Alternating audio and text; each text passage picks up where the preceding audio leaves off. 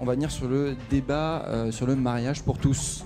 On entend parler dans tous les médias actuellement. Que répondez-vous aux gens qui demandent un référendum? Parce que quand on regarde dans les sondages, c'est assez partagé. On a du 50-50 ou du 51-49. Qu'est-ce que ça coûterait au gouvernement pour ne pas diviser les Français d'organiser un référendum ou des états généraux sur le mariage et l'adoption homosexuelle? D'abord, la société n'est pas aussi partagée que vous le dites. Elle l'est peut-être sur la question de l'adoption des enfants. Et c'est vrai que s'il y a un sujet qui aujourd'hui pose question, c'est tout ce qui a rapport avec ce que certains appellent l'intérêt supérieur de l'enfant. J'y reviendrai. Mais sur le mariage, en réalité, les Français sont très favorables. Ils sont majoritairement favorables, mais ouais, sur une majorité claire. Mais enfin, au-delà des sondages, parce que c'est vrai que tout ne se résume pas aux sondages, aujourd'hui, objectivement, il y a un argument qu'il faut vraiment balayer du revers de la main, c'est celui qui consiste à dire « Oh, vous nous prenez par surprise, la société a besoin de temps pour discuter de ce sujet, etc. » C'est faux.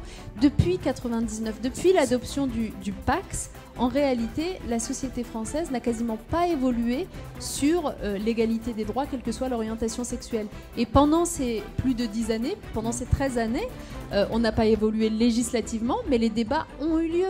Il y a eu des propositions de loi qui ont été déposées régulièrement par des parlementaires de gauche sur ce sujet. Donc le débat parlementaire, il a eu lieu 10 fois. Vos détracteurs disent plutôt que c'est légitime de proposer cette loi parce qu'elle est dans les programmes présidentiels des socialistes depuis Monsieur Mitterrand. Il vous reproche juste de demander l'avis aux Français, parce que si vous le dites que le mariage d'adoption les Français sont d'accord pour ce projet de loi, pourquoi pas leur demander leur avis? Alors c'est le deuxième sujet, j'allais dire plus philosophique, c'est que à un moment donné, pourquoi est-ce que ce projet de loi que nous déposons nous paraît légitime? C'est pas simplement parce qu'il était présent dans notre campagne présidentielle et qu'on veut tenir nos engagements. Il nous paraît légitime parce que c'est la conception que l'on se fait de l'égalité des droits dans notre société.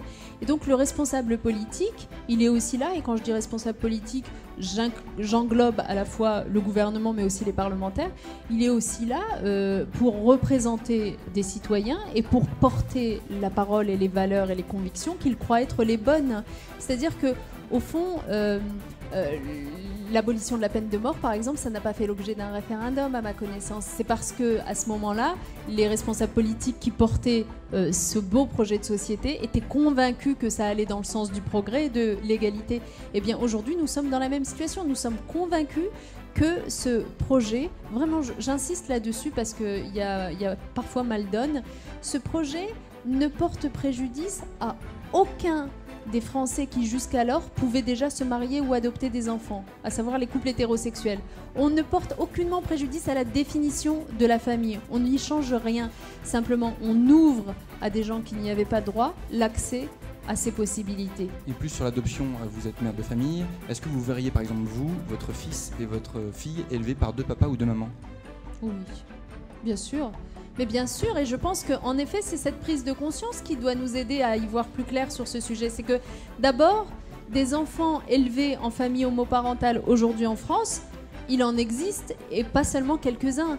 On estime que c'est plusieurs centaines de milliers d'enfants qui vivent déjà dans ces conditions-là, soit parce que famille recomposée, enfin, vous savez comment ça se passe. Donc, en réalité, cette forme familiale, elle existe déjà. Et l'erreur de ceux qui craignent qu'on porte atteinte à la structure familiale, sa définition, etc., leur erreur fondamentale, c'est de toujours raisonner, quand ils parlent de famille, au singulier, comme s'il y avait un seul modèle de famille dans notre société, papa, maman, enfant. Mais vous savez très bien ici que ça n'existe plus. Les familles sont aujourd'hui au pluriel. Vous avez des familles monoparentales, vous avez des familles homoparentales.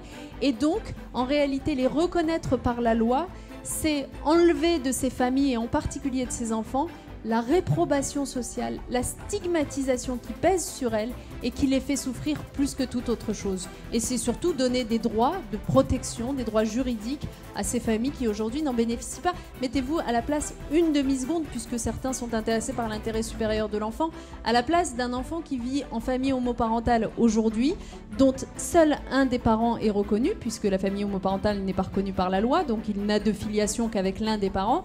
Le jour où ce parent décède, il n'a plus aucun lien reconnu par la loi avec le deuxième. C'est ça la situation de ces familles. Donc c'est cruel, c'est douloureux. Juste aller à l'encontre de la loi naturelle, de dire qu'un enfant est conçu par un homme et une femme, et qu'on ne peut pas avoir un modèle familial qui peut changer de A à Z. C'est ce que disent vos détracteurs. Et la loi naturelle, pardonnez-moi, mais la loi naturelle, c'est que quand vous êtes touché par une maladie, eh bien, si c'est une maladie mortelle, vous en mourrez. C'est ça la loi naturelle. Et la société est là pour apporter des solutions pour qu'on vive mieux, plus épanoui, plus autonome, plus indépendant, plus heureux, tout simplement. Donc il n'y a pas de loi naturelle en la matière, je crois. Je pense que